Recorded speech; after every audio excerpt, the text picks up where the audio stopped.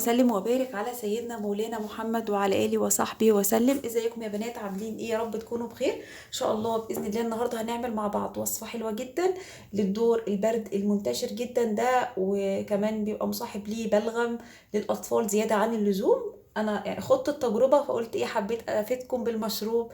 جاب نتيجه جدا مع ابني، وبصراحه هو الدور صعب قوي، فياريت كلنا ناخد بالنا منه. تمام. قبل ما بتيجي معاكي الوصفه ما تنسينيش لو عجبك الفيديو في لايك حلو منك، وكومنت كمان لو الوصفة ان شاء الله بإذن الله جابت معاكي نتيجة. الوصفة معاكي النهاردة ايه يا عطر؟ الوصفة معايا النهاردة وهي وصفة طبيعية، مشروب دافي للأطفال كمان اللي ما بتحبش الحاجات الدافية او طعمها ما بيبقاش مستحب بالنسبة لها. الوصفة دي حلوة قوي هتعجبك، هي تقريبا طعمها مقارب جدا لعصير الليمون الدافي، واغلب الأطفال بتحب الليمون. طيب، الوصفة دي عبارة عن ايه يا عطر؟ الوصفة عبارة عن عسل نحل ونعناع ناشف وينسون، تمام، وكمان مية وليمون. طبعا كلنا عارفين ان الليمون يعني اكتر حاجة في الدنيا بتحارب البرد. طيب، اهم حاجة نستخدم الليمون بالطريقة الصح. ما ينفعش نستخدم الليمون مع ميه بتغلي على البوتاجاز. الليمون بيتحط اخر حاجه عشان تستفادي من الفيتامين سي اللي موجود فيه، وفي وكل الفيتامينات اللي ربنا خلقها فيه لازم تحطيه في ميه ما تكونش سخنه قوي قوي. تمام. انا عامه يعني بحطه يعني لما احس ان الحاجه الدافيه ابتدت تقل سخونتها شويه، لان مع الغليان بيفقد كل اي حاجه فيه مفيده. تمام، ده الليمون. طيب النهارده هنعمل ايه؟ هنحط مع بعض نعناع ناشف. تمام. الوصفه دي انا كنت بعملها، يعني بصراحه كنت بعمل لابني منها حله كده صغنططه كده، وكنت طول النهار رايح جاي بدي منها. تمام، اسخنها وادي منها كل يوم. كنت بغير طبعا الاعشاب اللي فيها. نعناع معلقه كبيره ومعلقه ينسون اهي. طبعا انت لو عندك اكتر من طفل في البيت تعبان، يا ريت تحطي يعني مثلا 3 معالق ينسون كبار. تمام. وهنعمل ايه دلوقتي؟ هنحطهم على النار، نعناع وينسون على النار. تمام كده، تمام كده يا بنات. وهنحط كمان معاهم معلقه جنزبيل. الجنزبيل ده مفيد قوي قوي قوي، انه بيقتل كمان اهو، بيقتل الفيروسات. بس كده.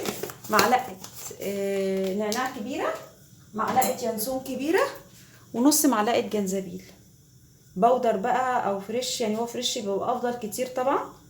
وهنقلبهم كلهم مع بعض كده، هسيبهم يغلوا مثلا لمدة 10 دقايق مع بعض، وبعد كده هنرجع مع بعض. الوصفة دي انا كنت بستخدمها له من 3 ل4 مرات في اليوم. مش لازم الكوباية يا بنات اللي هنديها لهم ان تديها لابنك او بنتك تكون كبيرة، ممكن تكون الكوباية وسط عشان يقدر يشربها وما يملش منها بسرعة. بس اهم حاجة لازم تكون الكوباية درجة حرارتها كويسة، يعني ما تكونش ساقعة ولا دافية، لا درجة الحرارة بتاعتها كويسة، لا سخنة ولا دافية. تمام. هنسيبه مع بعض يغلي 10 دقايق وارجع معاكي تاني. معاكم تاني يا بنات. بصوا خلاص، يعني هو المشروب خلاص خلص معانا، واضح لكم كده. تمام.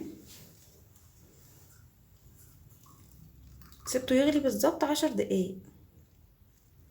لما لونه يبقى اصفر كده خلاص كده ايه، يبقى جاب كل اللي فيه. ده عود نعناع طبعا. ما نكبرش الكوبايه زي ما قلت لكم، لان الاطفال لما بنكبر لها كوبايه ما بترضاش تشربه او بتشيل همه. هما صغيرين طبعا ويبقوا شايلين هم. تمام. هيكملوا الكوبايه امتى؟ هنحط كمان معلقه عسل نحل. اهم حاجه العسل نحل يكون نوع نظيف. تمام، ما تجيبيش اي نوع عسل نحل من السوبر ماركت وتقولي ان هو ده بحط له عسل، لا، ممكن يكون ده عسل مغشوش. هاتي العسل النحل نوع يكون نظيف. قلب العسل كويس جدا معاه لحد ما يدوب. يا سلام بقى المشروب ده لو اديتوله 4 مرات في اليوم. وطبعا لو احنا كبار برضو اخدناه للكبار والصغيرين، بس انا عامله الوصفه النهارده مخصصاها للموضوع اللي ماشي في المدارس اليومين دول. يعني الدور صعب قوي والله العظيم، الدور صعب. الاطفال طبعا مناعتهم بتبقى ضعيفه، حتى الاطفال الصغيرين جدا الرضع برضو الدور ده طايلهم برضو. اهو قلبنا كده العسل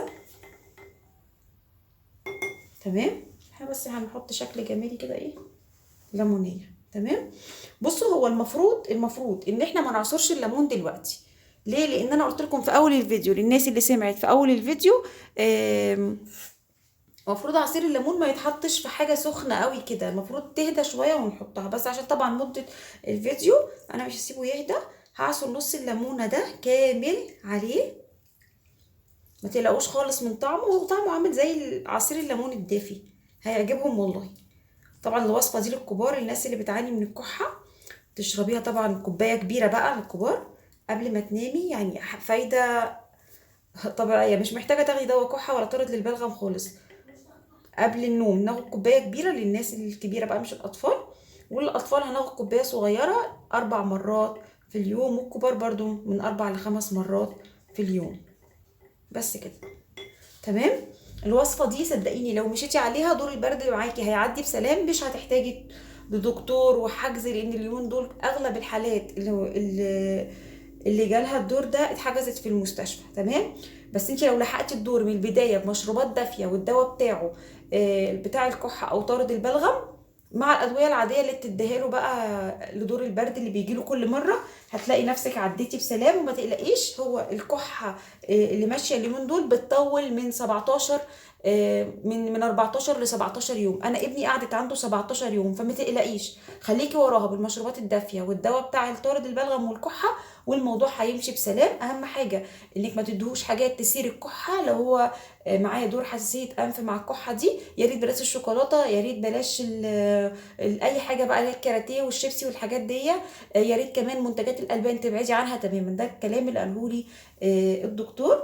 حبيت افيدك بالتجربه هم برضو عشان لو مريتي بيها الفيديو طبعا تستفيدي منه. ما ننساش ان احنا نختار نوع عسل نحل كمان نضيف عشان يعني يجيب معانا نتيجة اسرع.